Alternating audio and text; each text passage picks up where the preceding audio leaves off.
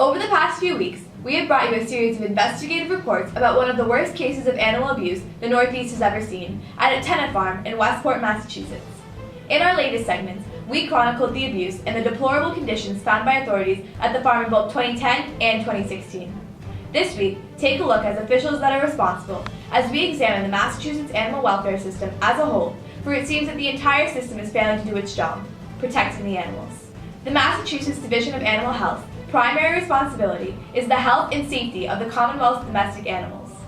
Their website states that they ensure the general welfare of companion and food-producing animals across the state through inspections, licensing, awareness, and education. They also claim to try to mount a rapid response and work with many different groups like local health departments and animal inspectors to guarantee that the fewest number of animals and owners are impacted. The division is also responsible for appointing animal inspectors for different municipalities in the state. The man in charge of appointing these inspectors is Michael Cahill, the division's director. After the initial gruesome discovery in 2010, state agencies responsible for pressing charges backed off for unknown reasons. Christmas Eve 2010, the Board of Health was summoned to the property on a similar complaint. At that time, the MSPCA, the MDAR, and Westport Police, the Westport Building Department, all cited the owner on the property and known owners of animals of various offenses. The state agency declined to prosecute the landowner. Animals were removed and the site partially cleaned up. The only action that was taken was the Division of Animal Health took Westport's appointed inspector, James Walsh's duty to inspect away. And, according to the Westport Board of Health, follow-ups on this site were to be done under state agencies only. A statement Cahill's office has denied. When that happened, all right, the state was in charge, and the state is in charge now. The Board of Health is not in charge of farms. In an attempt to move forward, the town then created a bylaw placing the town animal control officer in a position to regulate tenant farms. However, the bylaw was criticized widely as too restrictive and cumbersome for farmers and was withdrawn from the warrant due to the lack of support. The town grew very divided about the issues on farming. The animal control officer, Donna Lambert, was widely criticized by some residents as being overzealous in animal enforcement and improperly entering properties for inspection. The Westport Board of Health decided to strip Donna Lambert of her responsibilities. Lacking a state-mandated animal inspector, two of Westport's elected Board of Health members, John J. Coletti and Carl Santos, agreed to assume the responsibilities because they claimed no one else wanted to do it. Let me explain something to you. The only reason that both of us applied to become an animal inspector was because we could not get anybody to do it at all.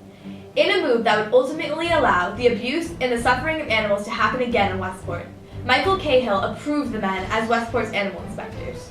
Animal inspectors in Massachusetts are required to make farm visits where they have the charge to make sure all the animals appear to be in good health and free from disease, and observe animal housing and ensure ample food and water are supplied. However, there is no training for the position. What certifications are required to become an animal inspector? Do you have to take a course? Do you have to, know what a fed cow looks like, know what a rabid cow looks like, know what, when horses' feet need to be, or they've got elk feet? What is the requirement for that? Okay, there is no requirements. All right, like I said to you before. Is that a statewide? We said yes, because if they are animal inspectors are appointed by the state. They never even interview our appointees. They never even interview. And in a shocking statement at a Board of Health meeting, John J. Coletti admitted that he never did an inspection during his tenure. I never went on a farm and inspected any animals. I never intended to. I'm going to tell you that. The reason However, state inspection reports were filed. KPTV obtained copies of the reports and of ones that were submitted.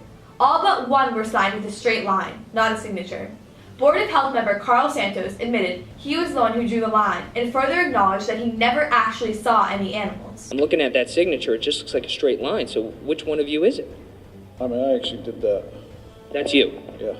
It was later learned that numerous tenants claimed that when their site was inspected, nobody actually came onto the property to look at the animals. Reading these reports will paint you a picture that shows how broken our state's animal welfare system really is. It only works when people actually do their jobs, and in this case, Nobody did. Not the local officials, not the Division of Animal Welfare, and not the MSPCA.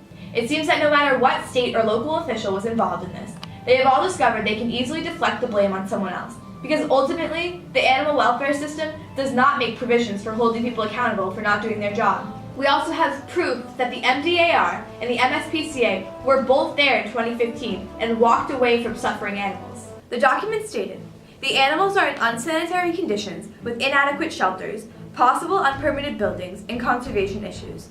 There was a Holstein cow that was down and had been down. The cow hurt its leg, so antibiotics were given. However, the cow was down and couldn't get up. The owners wanted to wait the required withdrawal period so the cow could be used for human consumption without any drug residue.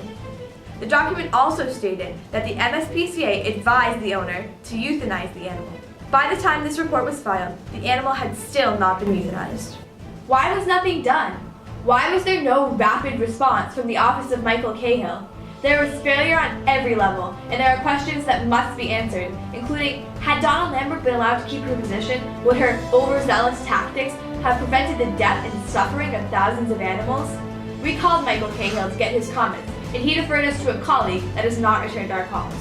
Stay tuned for our next report that reveals the fallout from these horrible acts of animal cruelty.